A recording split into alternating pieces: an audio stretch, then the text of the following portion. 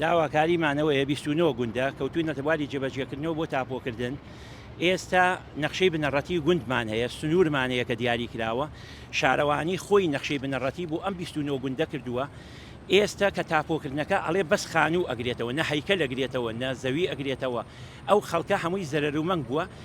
ئێستا چوین بۆ لای جێگری پارێزگا، بۆ لای پارێزگا، ئێستا وعدیان پێیاوین ئیشەڵا کە زەرەر و مەنگ نەبێ و شتەکانمان بۆ ڕێکەنەوە. ئێوە چەند خاوەن زەوین؟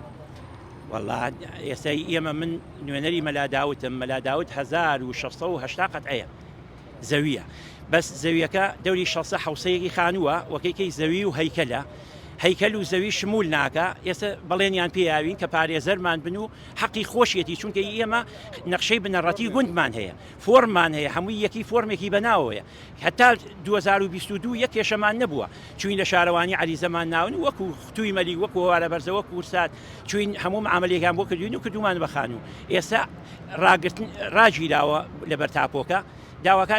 داواکارمان محافظ وانە کردووە کە ئەوەشمان بۆ بکەنەوە وعدیان پیاوین ئینشەڵڵا. چەند گوندن ئەوەی کە هەیە؟ 29 گوندە. 29 چەند پارچە زەویە؟ وەڵاهیەوەی جایتر هەریەکی دەیوایە 1000 دەیوایە 1200 تیاتی 2000 ئەوەیان نازام هەمووی. کاکە ئێمە پێشت دەردێک خۆمان لێ بووە، دەردەدار کراین بە کۆمەڵەشت. ئەمە خاڵی بەهێزی ئێمە ئەوەیە، ئێمە پرۆژه خزمەت گوزاریمان نییە، هیچ خزمەت گوزارێکی سەرەتاییمان نییە، نە ئاو نە ئاوەڕۆ، نە کارەبامان باشە، نە ڕێگاوبانمان باشە، هیچ مافێکی سەرەتاییمان نییە. ئێمە هاتوین بۆ ئەمە ئەجا دەردەرێکی ئێستا تووشی ئێمە کردووە مەسەلەی فۆرم و تاپۆکردن و ئەم دەردانەیە. ئەمە خۆیان فۆرمیان داوە بە خەڵک خۆشیان ئێستا ئیش بە خەریتەکەی خۆیان ناکەن. چکە ئەوان خۆیان کەس لێ ئێمە کەس بێ ئەمری نەکردو لە خۆ بچێ خانی بەبێ ئەمری دروستکە، ینی بێ تاپۆ بێ. وڵا داواکاری ئێمە ئەوەی ئەو گوندانی کەوا فۆرمن ئێستا ڕێگان پێ نەدا مەزمەی خەریتی تازان دەرکردووە، نیوەی فۆرمەکان بەرناکەون خەڵک بێڵێ ئیشی تا بکە.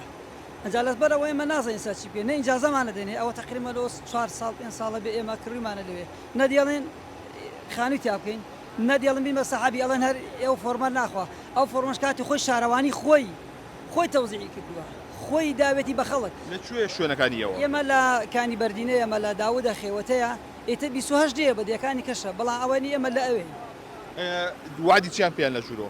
وڵی وادیەوە پێدان تی ئیشاڵڵا بۆتان جێبەجێکردنەوە شە ئاگامان لێتی بۆتان چارەسەرەکەین. وادیەوان پێدان جا نازانین کێ بۆمانەکە نەکرد ناکرێ، ئەوە ئێمە ئاگاکمان.